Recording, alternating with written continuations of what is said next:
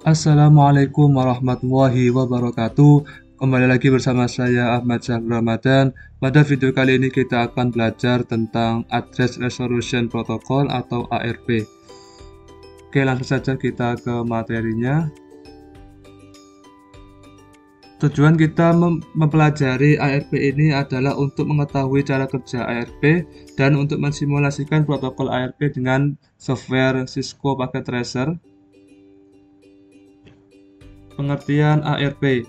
ARP atau singkatan dari Address Resolution Protocol adalah sebuah protokol dalam TCP/IP protokol suite yang bertanggung jawab dalam melakukan resolusi alamat IP ke dalam alamat Media Access Control atau MAC address. Ketika sebuah aplikasi yang mendukung teknologi protokol jaringan TCP/IP mencoba untuk mengakses sebuah host TCP/IP dengan menggunakan alamat IP, maka alamat IP yang dimiliki oleh host yang dituju harus diterjemahkan terlebih dahulu ke dalam MAC address agar frame-frame data dapat diteruskan ke tujuan dan diletakkan di atas media transmisi, misal kabel, radio, atau cahaya.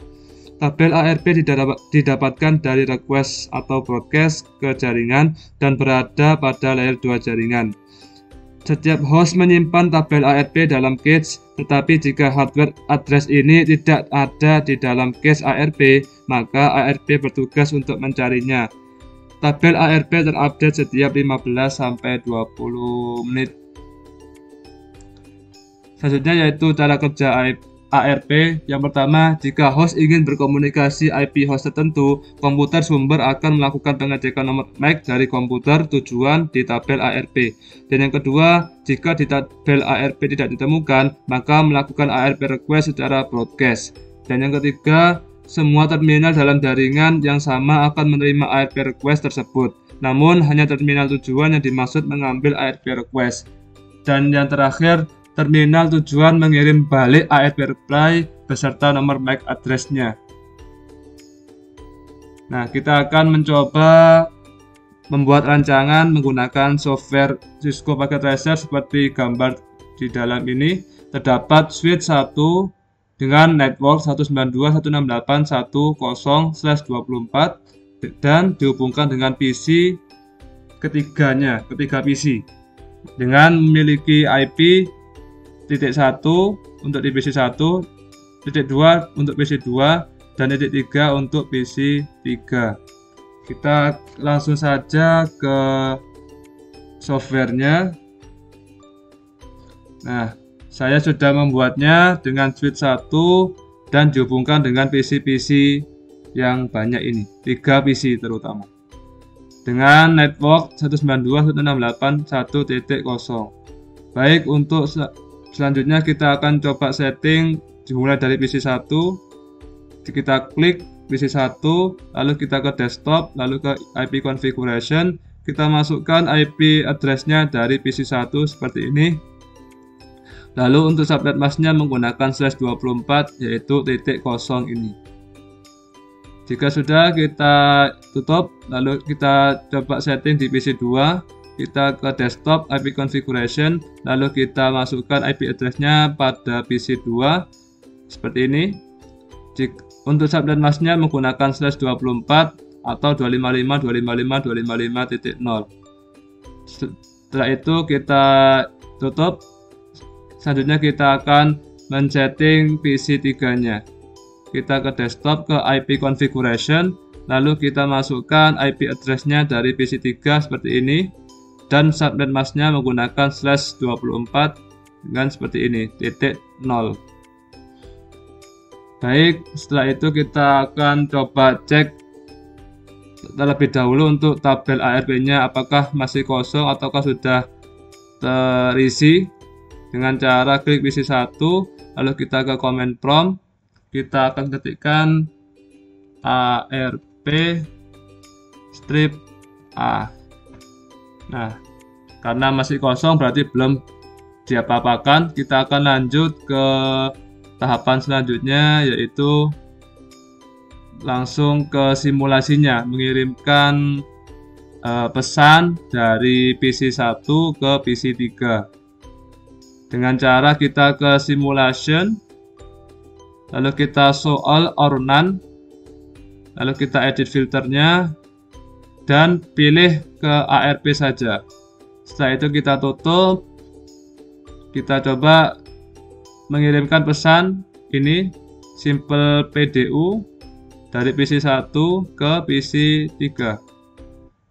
Kita lihat untuk alurnya dikirimkan ke switch 1 lalu akan di broadcast ke PC2 dan PC3. Nah, karena di dalam PC2 ini tidak sama atau destinasi dari PC1 ini tidak sama di PC2, maka untuk ARP reply-nya tidak akan terisi. Sedangkan untuk PC3 ARP reply-nya akan terisi karena untuk alamat IP-nya sesuai destinasinya yang berada di PC1. Kita lihat di sini. Oke. Di PC3 terdapat ini ARP request-nya. Ini misalkan IP-nya PC1 ini, lalu destinasi IP-nya yaitu ini, yaitu PC3. Melakukan request atau broadcast terlebih dahulu. Setelah itu jika IP-nya benar, maka PC3 ini akan melakukan reply, ARP reply di destinasinya 192.168.1.1 yaitu IP yang dimiliki oleh PC1. Sedangkan pada PC2 silang ini hanya menerima saja untuk pesannya, tetapi tidak akan bisa di-reply karena IP-nya tidak sesuai apa yang diminta oleh PC1. Baik, selanjutnya kita akan lanjutkan. Oke, dikembalikan ke switch 1 dan dikembalikan lagi ke PC1. Baik, perlu diketahui bahwa komunikasi di dalam jaringan komputer itu harus ada dua arah atau terdapat umpan balik dari kedua device. Seperti itu. Lalu kita coba untuk melihat tabel ARP-nya di PC1. Nah, kita delete terlebih dahulu ya. Kita ke mode real time, kita coba ke PC1, lalu ke command prompt, ketikkan lagi ARP strip A. Nah, sudah terisi tabel ARP-nya dengan internet address-nya ini miliknya PC3 dengan memiliki MAC address-nya seperti ini, tipenya dynamic. Jadi antara PC1 dan PC3 sudah saling kenal mengenal sehingga tidak dan pastinya akan selalu berkomunikasi secara langsung. Baik, untuk simulasi pada video kali ini mungkin itu saja. Kurang lebihnya saya mohon maaf. Terima kasih atas perhatiannya. Wassalamualaikum warahmatullahi wabarakatuh.